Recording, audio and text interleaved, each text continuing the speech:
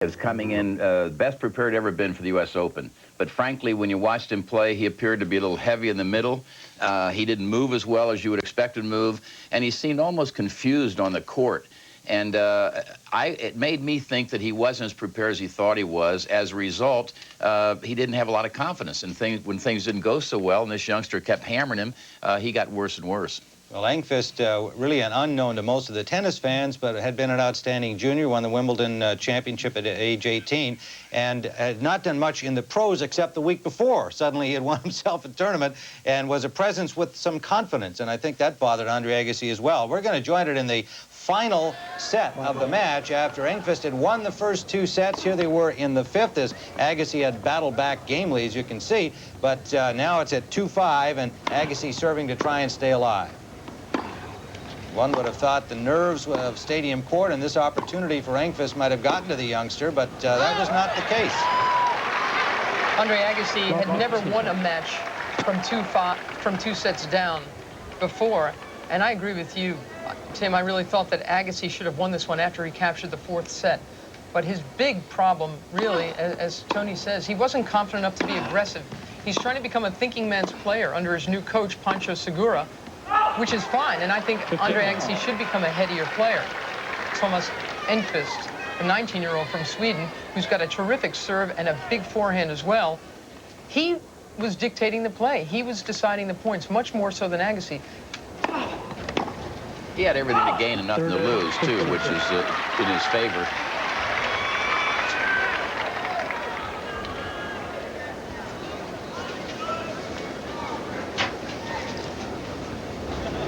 Pancho Segura has been trying to teach Andre how better to address the score of a match, to go for your shots only when you see good opportunities to create better patterns. And that's fine. And in fact, Jim Courier was taught that very much so in the last couple of years by Jose Higueras. But Courier never lost his aggression as he tried to do that. With Agassi, he wasn't going for his big shots either. The same problem, really, that Jennifer Capriati had in losing on this day to Leila Meski. And that's where I think the confidence factor comes in. You're not playing well, so you lose your courage to go for it.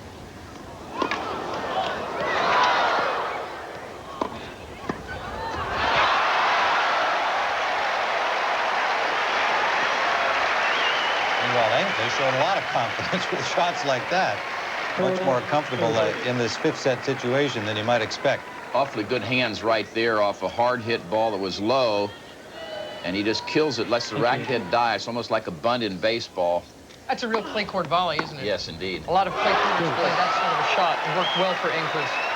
That was a hard court return we just saw from him. The biggest frustration for me watching this match was that Agassi, who's known as the best returner of serve in the game, had 16 chances to break Engqvist, and he only was able to convert on 5 of them.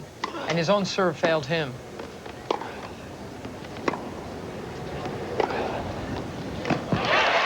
That was one of the few forehands where he really opened up his shoulders. I mean, that's the sort of play that I think Agassi should have done time and again on this day.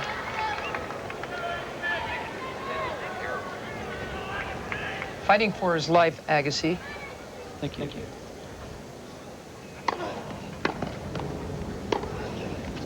He had double faulted in his first service game of this fifth set. That's what had gotten him in trouble. 2 double faults, actually. 6. You know, when you get into a fifth set like this, you would expect the player with more experience to prevail somehow. Not necessarily playing his best tennis, but just figure a way to win. That's what a Stefan Edberg has been so good at over the years. And Boris Becker, for the 8th time, he won a match from 2 sets down just the other day.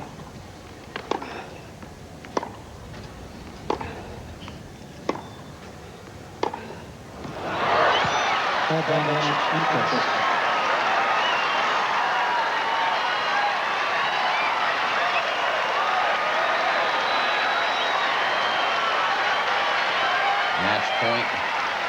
Thank you.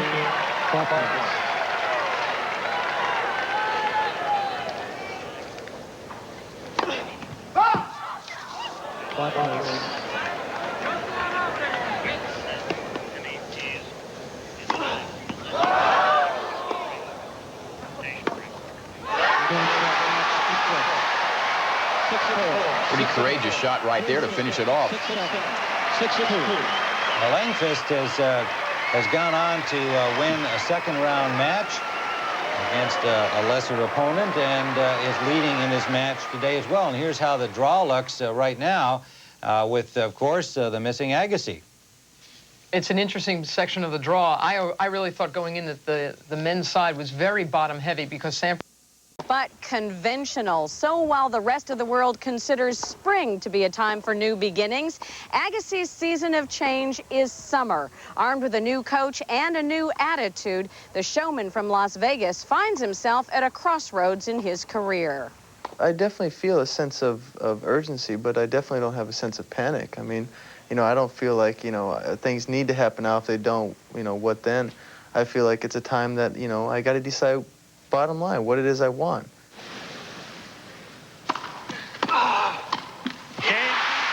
Agassi was thought to have finally realized his potential with a Wimbledon championship last year, but that success also raised the level of his own expectations. Winning Wimbledon was the greatest point of my career. I don't think anything will come close to that, but nevertheless, you know, that was great tennis for 2 weeks. I want to play great tennis for a few years. Despite a successful start to his '93 season, Agassi's plans were submarined. Beset by illness and injury, attention was focused on everything but his tennis game. And even a surprisingly strong defense of his Wimbledon title was not enough to stem a widening gap with his longtime mentor, Nick Bollettieri. I now think that Andre's got to do some soul searching and perhaps do a little detour from what we did over all those years and accept the responsibility that he has a lot of God-given talent. He has charisma. He's needed in tennis. Be a great loss to lose Andre. And he's got to now perhaps consider changing. In him leaving or deciding to move on, I feel like, you know, there's a saddened part that feels like, gosh, you know, how's this going to affect my game in a negative sense? But then there's also a positive part, which is an opportunity to get new insights and new direction.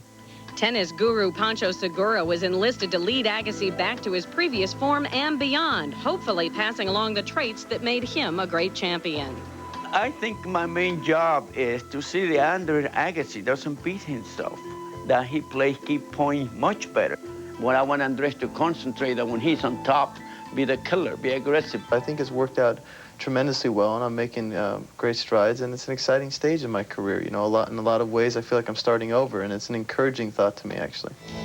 This U.S. Open was supposed to be Agassi's coming-out party of sorts, but all of his work, hopes, and renewed dedication were thwarted with a first-round loss to an emerging Swede, Thomas Engqvist, a loss which turned his summer of expectations into painful question marks. Anytime I try to put thought behind my game, it's taken me a different direction than I've ever been used to.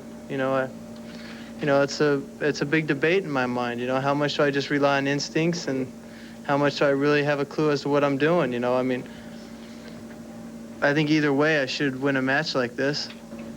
Well, it's interesting to listen to Andre. I think even in the press conference, that's his most recent comments that he's made. The conditioning you raised, Tony, I think is something that has to be addressed by Andre first and foremost. He was hurt. We know that before Wimbledon and still working his way back into shape. But it appeared that he just wasn't physically tough enough out there. Well, that's the way I feel. I just don't think he worked hard enough off the court in preparation. You know, this is a business now. This is a 24-hour-a-day deal. And you can't just sort of practice for an hour or two and then go eat all you want and stay up late or whatever else you do and come out and play in the U.S. Open Championships and play well. And I think that if he wants to be as good as he can be, he's going to have to work much harder physically. And when you get to Pancho Segura, if he can just help him with a game plan, you know, against a given individual, that'll be a help. Also, every tennis point's not the same, Tim. You're down a point for a break. That's a lot different than we're up 40-love, and you must play those points differently if you're going to be really successful. And yet, Mary, Andre himself, in addressing what Tony's raised, has said, you know, I know this is right. I know what Segura is telling me is the right way to go, but I'm not so sure that I shouldn't just follow my instincts. He sounds a little confused still. I think that's the big problem with Andre. You know, he wants to become a thinking men's player, a headier player, but I really think he's doing that, and in the process losing his natural instinct to attack and be aggressive. If he can combine those, he would be a better player. But I agree with Tony. I mean, I just think, you look at Pete Sampras and Jim Courier, I mean, they are 24. I mean, they think about it on the court. They work so hard off the court. Andre's doing donuts, you know. He's still, everyone says, well, you have to let him be him, and, you know, he's idiosyncratic, and you have to do all that. I just don't think that's true. I think for the next couple of years, he has to devote himself to his tennis. He can, you know, goof around and have a great time for the rest of his life. Well, maybe it's dawning on him right now. The season ends, and the Australian Open lies ahead as the next Grand Slam. Well, we hope to have some tennis action. There is light.